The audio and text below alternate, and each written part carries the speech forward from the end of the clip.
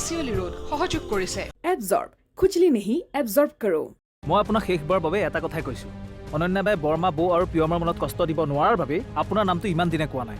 মই কিন্তু অনন্যাবাৰ দৰে সিদ্ধান্ত নলওঁ কেতিয়াও। আপুনি যদি প্ৰিয়মক সকলো কথা ক'ব নোৱাৰে তেনেহ'লে মই কিন্তু সকলো কথা কৈ দিবলৈ বাধ্য হ'ম।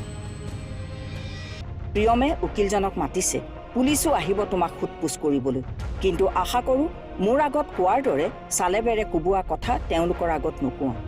বাদ দিয়া আৰু এইবোৰ মা।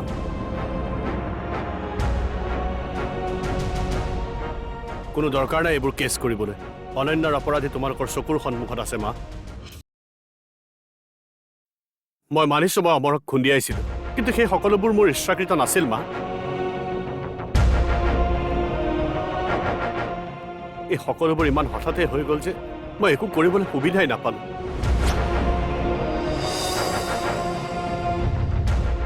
মই জানো মই পাপ কৰিছোঁ আৰু এই পাপৰ কোনো ক্ষমা নাই। আজি যদি অনন্যাৰ ঠাইত আইন বেলেগ হ'লহেঁতেন মোক কেতিয়াবা আইনৰ ওচৰত অপৰাধী সজালেহেঁতেন।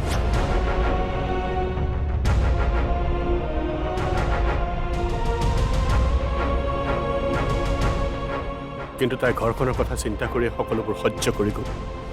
মই তোমাৰ সন্মুখত থিয় হোৱাৰ যোগ্য নহয় অনন্যা।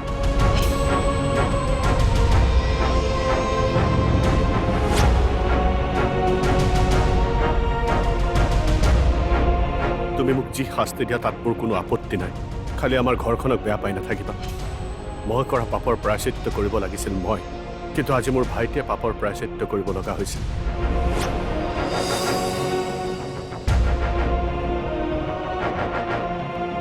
মা, ভাইটি, তোমালোকে মোক যি শাস্তি দিয়া মই মোৰ পাতি ল'বলৈ প্ৰস্তুত। কিন্তু ইমান দিনে তই এইবোৰ কথা কিয় লুকুৱাই ৰাখিলি? ভয় কৰিছিলোঁ তহঁতক ঘৰখনৰ হেৰুৱাৰ ভয়ত কি কৰিম কি নকৰিম মই ভাবিয়ে পোৱা নাছিলোঁ। কিন্তু শেষত মই উপলব্ধি কৰিলোঁ পাপৰ বোজাৰ মই ঢাকি ৰাখিব নোৱাৰিম।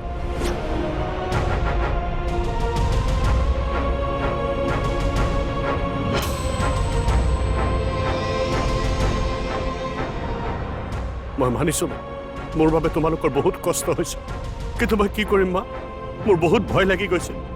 মই জানি শুনি এইবোৰ একো কৰা নাই। অনন্যা, তোমালোকৰ লগততো মোৰ কোনো শত্ৰুতা নাছিল। মই বাৰু অচিনাকি মানুহ এজনক কিয় হত্যা কৰিবলৈ যাম? মা, মই মানিছোঁ মোৰ ভুল হৈছিল মা। সেইদিনাখন মই অমৰ আৰু অনন্যাক তেনেকৈ এৰি থৈ যাব নালাগিছিল। এবাৰ হ'লেও সিহঁতৰ কথা চিন্তা কৰিব লাগিছিল, কিন্তু মোৰ পিছলৈ ঘূৰি চোৱাৰ সাহসেই নহ'ল মা।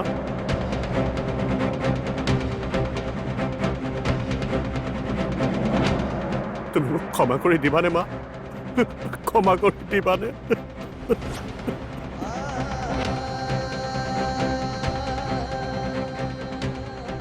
হত্যাকাৰী মা, মই হত্যাকাৰী।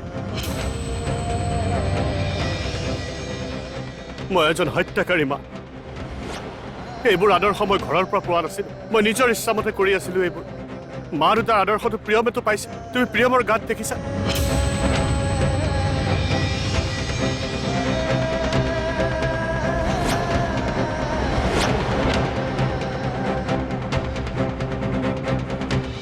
মই কোনোদিন তাৰ সমান যোগ্য হ'ব নোৱাৰিলোঁ অনন্যা। মোৰ বাবে তুমি তাক স্বামীৰ মৰ্যাদা দিয়া নাছিলা। মইহে তোমাৰ ওচৰত দোষী, কি নহয়। মই তোমাক হাতযোৰ কৰিছোঁ অনন্যা, মোৰ পাপৰ শাস্তি তাক নিদিবা, তাক নিদিবা।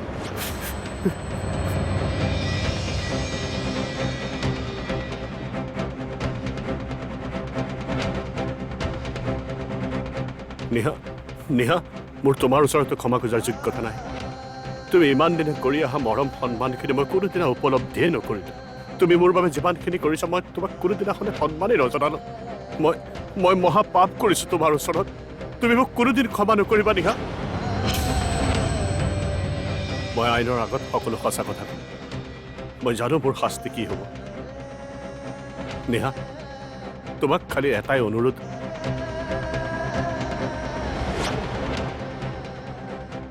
প্ৰিয়াই যদি সোধে তাইৰ দেউতাক কলৈ গ'ল, তাইক মিছা কথা নক'বা। তাইক ক'বা তাইৰ দেউতাক এজন হত্যাকাৰী, আৰু আইনৰ আগতে এই কথা নিজ মুখে স্বীকাৰ কৰিছে।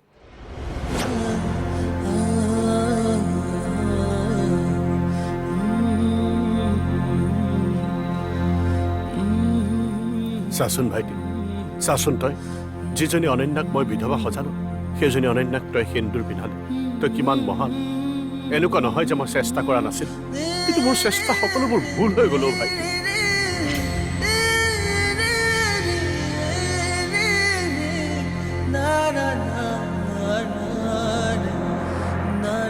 মই বহুত ডাঙৰ ভুল কৰিলো মা মই বহুত ডাঙৰ ভুল কৰিলো মা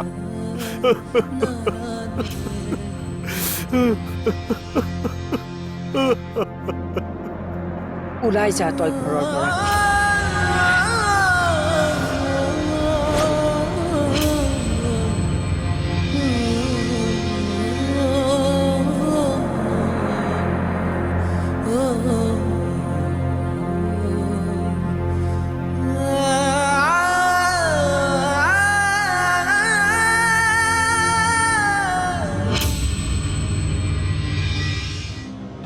এই দিনটোৰ কাৰণেতো মই ইমান দিনে অপেক্ষা কৰি আছিলোঁ অমৰক দিয়া সেই প্ৰতিশ্ৰুতিবোৰ আজি সফল হ'বলৈ ধৰিছে কিন্তু ৰক্তিমে তাৰ দুখ স্বীকাৰ কৰিলে যদিও মই সুখী হ'ব নোৱাৰোঁ কেতিয়াও গোটেই ঘৰখনৰ মানুহখিনিয়ে মনত যিমান কষ্ট পাইছে তাৰ বাবে মই নিজকে সফল হোৱা বুলি ক'বলৈ নোৱাৰোঁ আজি কেৱল মই অমৰক দিয়া প্ৰতিশ্ৰুতিবোৰহে সফল হ'ব মই নহয় মোক ক্ষমা কৰিব ভগৱান মই কেতিয়াও ভবা নাছিলোঁ যে পৰিস্থিতিয়ে মোক ইমান নিষ্ঠুৰ সজাই পেলাব আজি মই হাঁহিম নে চিঞৰি চিঞৰি কান্দিম একোৱেই ভাবিব পৰা নাই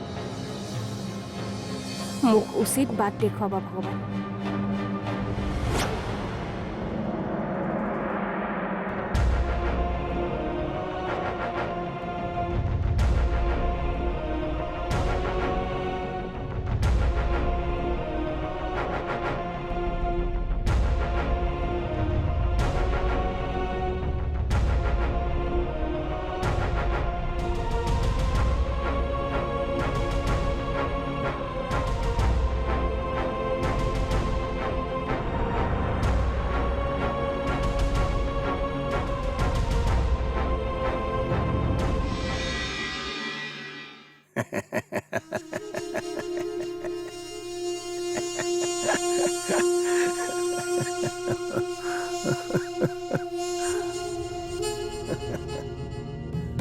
আজি মই সম্পূৰ্ণ মুক্ত এতিয়া সঁচাই মোক কোনেও ৰখাব নোৱাৰে আজি মোৰ ইমান দিনৰ পুৰণি সপোনবোৰ পূৰণ হ'ল ইমান যুঁজ কৰাৰ পাছত মোৰ তপস্যাবোৰ সফল হৈছে আজি মোৰ মাৰ আত্মাই শান্তি পাইছে আজি তেওঁ হেৰুৱা সন্মান আৰু মৰ্যাদাখিনি আজি আকৌ ঘূৰি আহিল এফালে গোটেই সম্পত্তিখিনি মোৰ নামলৈ হস্তান্তৰ হ'ল আৰু আনফালে ৰক্তিমে নিজৰ দুখ স্বীকাৰ কৰিছে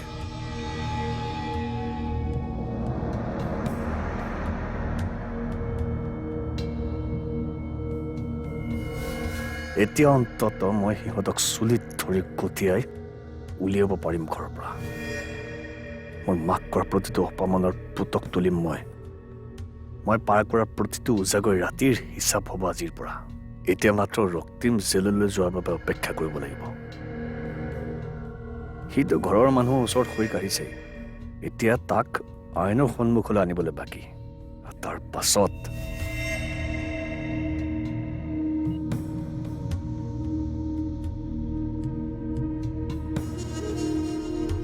প্ৰিয়মে তোমাক ন্যায় দিবলৈ চেষ্টা কৰি থাকে আৰু ৰক্তিমে মোৰ নিজৰ ওপৰতে ধিক্কাৰ উপজিছে অনন্যা মন বেয়া নকৰি বাবু লোকৰ ভুলৰ শাস্তি ঈশ্বৰে তোমালোকক নিদিয়ে কেতিয়াও এতিয়া ইয়াৰ বিচাৰ কাঠগড়াত হ'ব নিশা 7:30 বজাত আৰু 10 বজাত স্বাভিমান নিশা 8 বজাত আৰু 10:30 বজাত বেহৰবাৰী আউটপোষ্ট নিশা 8:30 বজাত আৰু 11 বজাত অৱতাৰ নিশা 9 বজাত আৰু 11:30 বজাত কাচিয়লি ৰোড নিশা 9:30 বজাত আৰু 12 বজাত আমাৰ খাপলা ভিলেজ সলনি কেৱল সময়ৰহে মনোৰঞ্জনৰ নহয়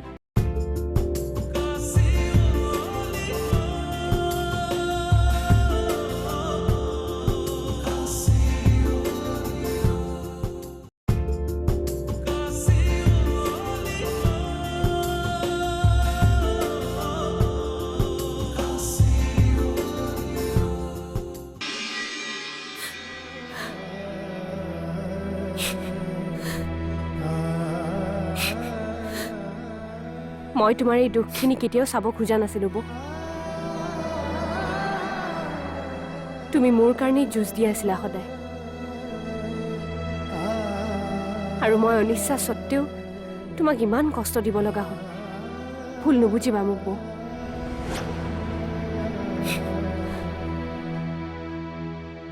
আজি এই পৰিস্থিতিৰ পৰা ভয় কৰি আছিলোঁ বাবেই তোমালোকৰ পৰা সকলোখিনি কথা লুকাই ৰাখিছিলোঁ। সাহস হোৱা নাছিল মোৰ নিজ মুখেৰে তোমালোকক ইমান কষ্ট দিবলৈ। মই তোমাক বেয়া পোৱা নাই, মাথো দুখ লাগিছে। ৰক্তিমে এই কথাবোৰ কিয় ইমান দিনে আমাৰ পৰা লুকুৱাই ৰাখিছিলে? তেওঁ এটা সঁচা কথা থাকিবলৈ কিমানটা মিছাৰ আশ্ৰয় ল'বলগীয়া হ'ল তেওঁ এবাৰো ভাবি নাচালে। আজি এই ঘৰখন ভাগি থান বান হৈ গ'ল। আমি আজি কোনোৱে তোমাৰ ওচৰত অহাৰ অধিকাৰ নাই। আমি সকলোৱে তোমাৰ ওচৰত দোষী। প্ৰিয়মে হয়তো এই সত্যটো স্বীকাৰ কৰিব পৰা নাই, সেইকাৰণে হয়তো তোমাৰ ওচৰলৈ আহিবলৈ টান পাইছে সি। মই তেনেকৈ কেতিয়াও ভবা নাই বৌ, কাৰণ মোৰ তোমাৰ লগত কোনো শত্ৰুতা নাই। এইখন ঘৰৰ মানুহে মোক যিমান সন্মান আৰু আদৰ দিছে সেয়া হয়তো মই আন ক'তোতেই নাপালোহেঁতেন। কিন্তু ৰক্তিমে সেই সকলোখিনি সন্মান কাঢ়ি লৈ আহিলে তোমাৰ পৰা। তেওঁ ইমান ডাঙৰ ভুল কৰাৰ পিছতো কেনেকৈ তোমাক ইমান ডাঙৰ বদনাম এটা জাপি দিব পাৰিলে? মাৰ ঔষধখিনি তেওঁ নিজে সলাই তোমাৰ ওপৰত বদনাম জাপি দিলে। প্ৰিয়মে তোমাক ন্যায় দিবলৈ চেষ্টা কৰি থাকে, আৰু ৰক্তিমে মোৰ নিজৰ ওপৰতে ধিক্কাৰ উপজিছে। অনন্য, মন বেয়া নকৰিবা বৌ। লোকৰ ভুলৰ শাস্তি ঈশ্বৰে তোমালোকক নিদিয়ে কেতিয়াও। এতিয়া ইয়াৰ বিচাৰ কাঠগড়াত হ'ব।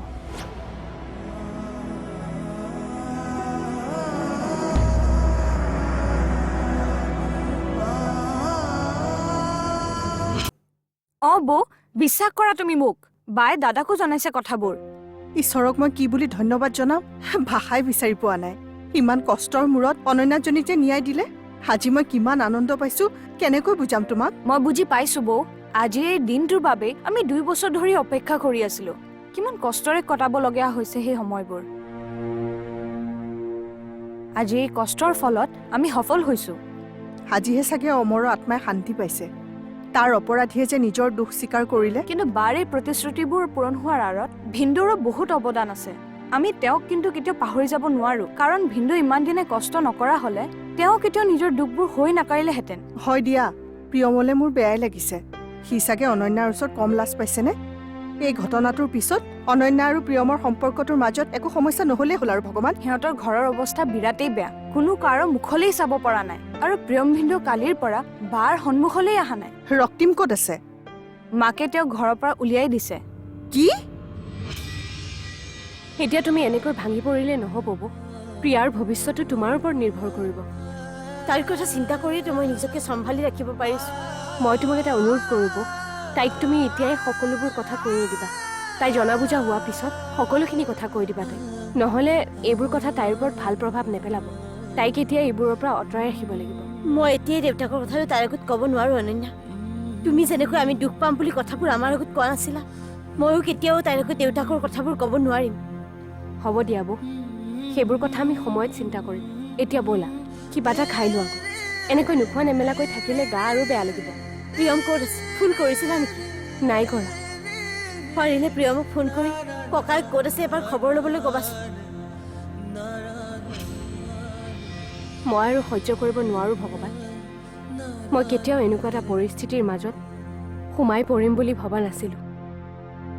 নিজৰ স্বামীজনে যিমানেই ডাঙৰ অপৰাধ নকৰক কিয়, কোনো পত্নীয়ে তেওঁ কষ্ট পোৱাটো চাই থাকিব নোৱাৰে। মোৰ মনৰ মাজত এতিয়া কি চলি আছে সেয়া কেৱল এগৰাকী পত্নীয়ে উপলব্ধি কৰিব পাৰিব। বৌক সাহস দিবা ভগৱান।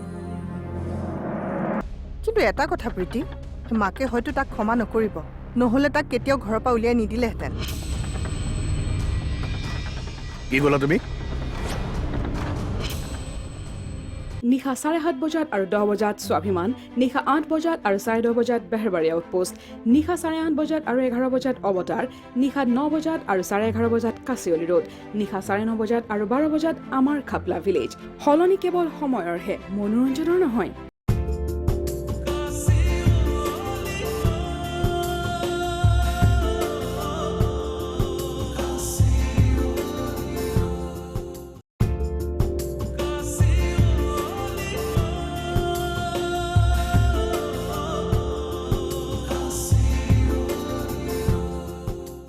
নহয় বৌ, প্ৰিয়ম ভিন্দই কেতিয়াও বাৰ লগত অন্যায় হ'ব নিদিয়ে। মই তেওঁক ভালদৰে জানো। ৰক্তিমে উচিত শাস্তি পাবই। এতিয়া মাকে একো অঘটন নঘটালেই হ'ল আৰু নহ'লে পুতেকক বচাবলৈ গৈ কি ৰূপ লয় একো ঠিক নাই। বেচেৰী অনন্যাজনী এইবোৰৰ কাৰণে জীৱনটোত কম ককৰ্থনা খাব লগা হৈছেনে? তাইক যদি সঁচাকৈ শাহুৱেকে এইবোৰৰ কাৰণে টান কথা শুনাই থাকে, মোৰ মতেতো তাই বেলেগ হৈ অহাই ভাল। নিৰ্দোষী হৈ ইমান কথা শুনাৰ কোনো দৰকাৰ নাই। প্ৰিয়ম ভিন্দই মাকক বুজাব পাৰিবই। তুমি চিন্তা নকৰিবা বৌ, তেওঁ নিজৰ ল'ৰা ভুলটো স্বীকাৰ কৰিবই। আৰু মই যিমান দূৰলৈকে জানো, বাৰ বৌয়েকে বাক কেতিয়াও বেয়া পাই নাথাকে। কাৰণ তেওঁ বাৰ লগত সদায় ন্যায় হোৱাটোৱে বিচাৰিছিলে। মাকে তাইক ছাপোৰ্ট নকৰিলেও বৌয়েকে তাইক ছাপোৰ্ট কৰিবই। কিন্তু এটা কথা প্ৰীতি, মাকে হয়তো তাক ক্ষমা নকৰিব, নহ'লে তাক কেতিয়াও ঘৰৰ পৰা উলিয়াই নিদিলেহেঁতেন। কি ক'লা তুমি? কাক ঘৰৰ পৰা উলিয়াই পঠিয়ালে? ৰক্তিমক। কি? কিন্তু এই কথাটোতো অনন্যাই মোক এবাৰো কোৱা নাই। কালি তেওঁ হৈ কৰাৰ লগে লগে মাকে তেওঁক ঘৰৰ পৰা ওলাই যাবলৈকে ক'লে।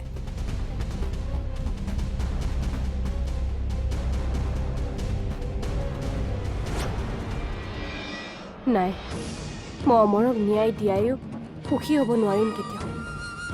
আজি ৰক্তিমৰ ভুলৰ শাস্তি সকলোকে কিয় দিছা তুমি ভগৱান? মই ভাবিছিলোঁ সি তাৰ ভুলবোৰ স্বীকাৰ কৰাৰ পাছত সকলো ঠিক হৈ যাব, কিন্তু একোৱেই ঠিক নহ'ল। আজি মোক তুমি এইখন ঘৰলৈ কিয় আনিলা ভগৱান?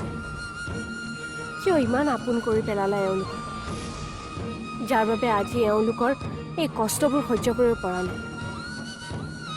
মই অমৰক দিয়া সেই প্ৰতিশ্ৰুতিবোৰ তুমি পূৰণ কৰিলা ঠিকেই, কিন্তু তাৰ বিনিময়ত যে মই এটা ইমান ডাঙৰ মূল্য পৰিশোধ কৰিব লাগিব যে সেয়া কোনোদিন ভবাই নাছিলোঁ মই। এতিয়াতো মোৰ প্ৰিয়মক মাত এষাৰ দিবলৈও সাহস নাই। তেওঁ চাগৈ কম কষ্ট পাই আছেনে মনত?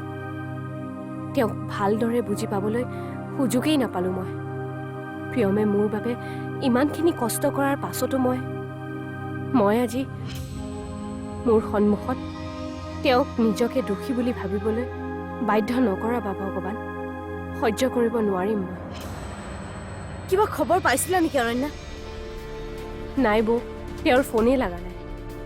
তেওঁৰ একো বিপদ হোৱা নাইতো? তুমি বেছি চিন্তা কৰিছা বৌ। একো নহয় তেওঁ। হয়তো মায়ে এনেকৈ কোৱাৰ বাবে ঘৰৰ পৰা অলপ আঁতৰত আছে। তুমি ধৈৰ্য ধৰিব লাগিব বৌ, কাৰণ তুমি আমাৰ সকলোৰে সাহস। তুমি ইমান টানকৈ তাই চুপ চুপ, এটা কথা নকবা, নহ'লে পৰিণাম কিন্তু বেয়া হ'ব। মই আৰু এনেকৈ চাই থাকিব নোৱাৰো। পুলিচৰ মাতি আনি দুইটাকে কটাই দিম। মাক পুতেকক দুইটাকে যেতিয়া টানি চুচুৱাই উলিয়াই লৈ যাব নহয়, তেতিয়া চাম সিহঁতৰ অহংকাৰ ক'ত থাকে। নিশা 7:30 বজাত আৰু 10 বজাত স্বাভিমান, নিশা 8 বজাত আৰু 10:30 বজাত বেহৰবাৰী আউটপোষ্ট, নিশা 8:30 বজাত আৰু 11 বজাত অৱতাৰ, নিশা 9 বজাত আৰু 11:30 বজাত কাচিয়লি ৰোড, নিশা 9:30 বজাত আৰু 12 বজাত আমাৰ খাপলা ভিলেজ। সলনি কেৱল সময়ৰহে, মনোৰঞ্জনৰ নহয়। কাচিয়লি ৰোড সহযোগ কৰিলে এবজৰ্ব, খুজলি নেহি এবজৰ্ব কৰো।